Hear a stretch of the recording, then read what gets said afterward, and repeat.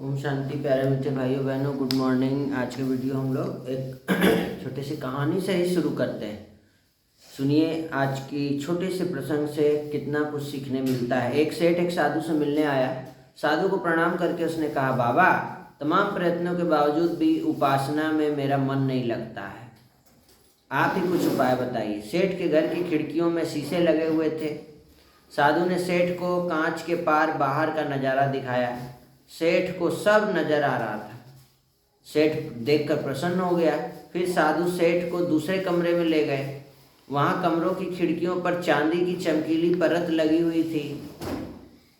साधु बोले, सेठ जी जरा देखो तो इस चांदी की चमकीली परत के पार आप क्या देख पाते हो। सेठ ने उस परत के पार देखा तो उन्हें अपने चेहरे के सिवा बाहर का कुछ नहीं दिखा। अब सेठ बोला, बाबा यहाँ आकर बाबा कुछ नहीं दिखता है। वहाँ दिख रहा था। साधु बोले, जिस तरह इस चांदी की परत लगी खिड़कियों से बाहर का कुछ नहीं दिख पाता है, इसी तरह तुम्हारे व्यक्तित्व में अहंकार, दोष, दुर्गुणों, माया की परत चढ़ी है। काम, क्रोध, लोभ, मोह, अहंकार। इसलिए उपासना के समय तुम्हें केवल यही दिखते हैं, परमात्मा नहीं दिखता है। मन भटकता है। उपासना तपस्या में मन नहीं लगता है। भगवान से कनेक्ट नहीं हो पाते हैं। यदि तुम अपने व्यक्तित्व को कांच की तरह पारदर्शी बनाओगे तो तुम्हें संसार के उस पार परमात्मा की झलक दिखेगी। परमात्मा तुम्हें दिखाई देगी। परमात्मा का साक्षात्कार होगा, सब कुछ होगा। तो यह है छोटा सा प्रसंग। इससे क्या सीख मिलता है हमें कि हमें अपने अंदर के अवगुणों और दुर्गुणों को हटाना है, तब हमें भगवान से शक्तियाँ प्राप्त हो सकती है। ये अवगुण और दुर्गुण ही है जो दुख का कारण है, जो आपको दैवान है, जो भगवान से आपको दूर करते हैं। अब देखेंगे कल की मुरली में बाबा ने क्या कहा है। कल की मुरली में बाबा ने 2 शब्द दिए थे, भाग्यवान, दुर्भाग्यवान। भाग्यवान बनाने वाला कौन है? दुर्भाग्यवान कौन बनाता है? माया। दुर्भाग्यवान बनाने वाला कौन है? सेकंड के पेपर में पास विद ऑनर बनना। सेकंड का पेपर आएगा, उसमें हम लोग को पास विद ऑनर बनना। सर्वोत्तम बनने का समय है ये संगम युग। इसमें बाबा ने कहा कि उस समय गोल्डन अपॉर्चुनिटी है, जब पिता शिव बाबा तुम्हें नर से नारायण बनाने की शिक्षा देते हैं। तो ये गोल्डन अपॉर्चुनिटी है। तुम्हारे पास कौन सी नॉलेज है जिससे तुम रो नहीं सकते हो? तो ड्रामा। कल बाबा ने हम लोग को ड्रामा का नॉलेज दिया है। सब कुछ प्री डेस्टिन ड्रामा है। हर आत्मा का अपना पार्ट है, निश्चित है। भगवान मिल गए हैं, अब बाकी कोई चिंता नहीं है। इसलिए बख्तावर बच्चे कभी रो नहीं सकते हैं। इसके पीछे का क्या कारण है? इसके पीछे का क्या रहस्य है? इसके पीछे भी साइंटिफिक रहस्य है। ये मुरली पूरा साइंटिफिक होता है। मुरली में बाबा ने कहा, everything is fixed as per drama. तो इसमें बहन बताती है, यह बात क्वांटम साइंस से मेल खाती है, जहाँ यूनिवर्स को प्री डेस्टिन्ड सिमुलेशन कहा गया है, जब हर सोल अपनी फ्रीक्वेंसी के अनुसार अपना रोल निभाती है। जब आत्मा इस प्री डेस्टिन्ड कॉस्मिक ऑर्डर को समझती है तो एमिगडाला मतलब फियर और ग्रीफ सेंटर जो है, दुख का जो सेंटर है ब्रेन में, जहाँ से दुख का वो निकलता है, शांत हो जाता है और व्यक्ति में इमोशनल स्टेबिलिटी बढ़ती है। यही कारण है जो ड्रामा ज्ञानी आत्मा है वह किसी भी परिस्थिति में रोते नहीं है, जस्ट एज ए सीन उसको समझते हैं। जो ज्ञानी आत्मा होते हैं वो कभी रोते। तो कल की मुरली में बाबा ने हम बच्चों को कहा है कि बच्चे कोई भी परिस्थिति में रोना नहीं। तो ज्ञानी आत्मा होंगे तो वो नहीं रोते हैं, इसलिए ड्रामा का नॉलेज बाबा दिए हैं ना। परवाती पार ब्रह्म में परमेश्वर से मिलने की वो मिल गए। भगवान मिलना चाहती थी ना भगवान से, भगवान मिल गए, है ना। तो ये है संतुष्टता का, बैलेंस का वो इसके पीछे का कारण यही है। इसीलिए बाबा ने हम बच्चों को कल देही अभिमानी बनने के लिए कहा है। साइकिल, लॉ ऑफ साइकिल भी कल बाबा ने हम बच्चों को समझाया है। पतित पावन एक ही बाप है, लॉ ऑफ सोर्स एनर्जी। चलिए आज की मुरली में हम लोग देखते हैं कि बाबा ने क्या कहा है। आज की मुरली में बाबा कहते हैं, मीठे बच्चे,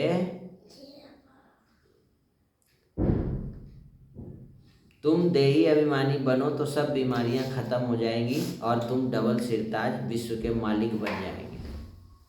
बाप के सम्मुख किन बच्चों को बैठना चाहिए? जिन्हें ज्ञान डांस करना आता है। ज्ञान डांस करने वाले बच्चे जब बाप के सम्मुख होते हैं ना, तो बाबा को भी मुरली ऐसी चलती है, अच्छा से चल। अगर कोई सामने बैठ इधर उधर देखते हैं तो बाबा समझते हैं ये बच्चा कुछ समझता नहीं है। अब स्कूल में मिस पढ़ा रही है और सब बच्चा लोग क्या कर रहा है, कुछ बच्चा लोग इधर देख रहा है, कभी उधर देख रहा है, कभी कुछ कर रहा है, कभी कुछ बदमाशी कर रहा है। मिस पढ़ा रही है तो मिस क्या समझेगी? और वही कोई बच्चा लोग बहुत अच्छा से पढ़ रहा है, ध्यान से पढ़ रहा है, एकदम मिला रहा है बुक में, कॉपी भी रखे हुए, नोट्स भी लिख रहा है। तो बाबा को भी ऐसे बच्चे पसंद है जो मुरली सुनते समय शांति से बैठ करके मुरली सुनते हैं और कुछ पूछा जाता है तो जवाब भी देते हैं और मुरली का नोट्स भी बनाते हैं, है ना। तो ऐसे बच्चे बाबा को पसंद है। तो आज बाबा ये धारणा के लिए बोल रहे हैं कि मुरली सुनते समय अच्छे से मुरली सुनना है। एग्जाम स्कूल में पढ़ाया जा रहा है, मिस पढ़ा रही है, तो उस समय भी इधर उधर हिल डोल बदमाशी नहीं करना है, बातचीत नहीं करना है फ्रेंड से। रात को सोने से पहले बाबा से मीठी मीठी बातें करनी है। बाबा, मीठे बाबा, ऐसे करके गुड नाइट बाबा, बाबा हम इस शरीर को छोड़ आपके पास आते हैं, ऐसे याद करके सोना है बाबा, हम आपकी याद में सोते हैं। याद ही मुख्य है, याद से ही पारस बुद्धि बनेंगे। बाबा की याद में सोना है, उठना है, बैठना है, खाना है, पीना है, सब कुछ करना है।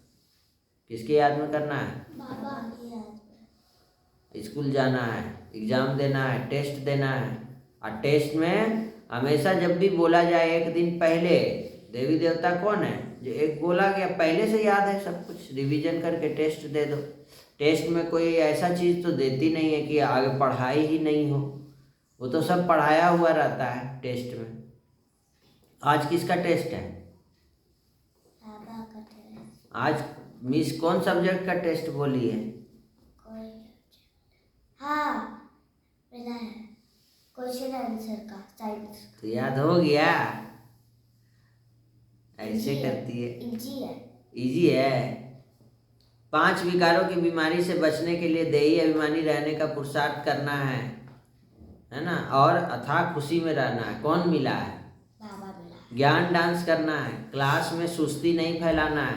अब क्लास में मिस पढ़ा रही है और सुस्त है, एकदम मुंह नीचे करके सो गए हैं, तो उसको मिस क्या बोलेगी?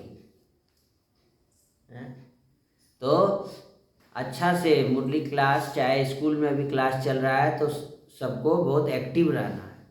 जो भी नोट्स लिखा है पढ़ना है, तुरंत बोर्ड से उतार लेना है।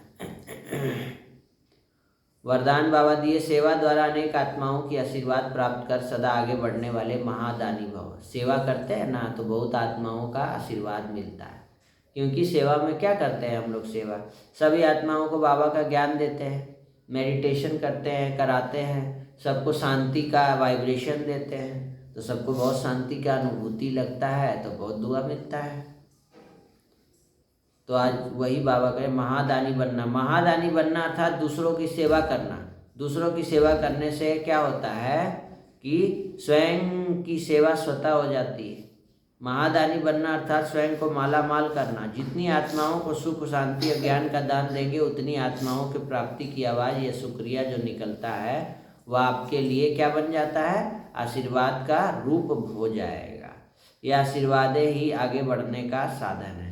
जिन्हें आशीर्वाद मिलती है वह सदा खुश रहते हैं।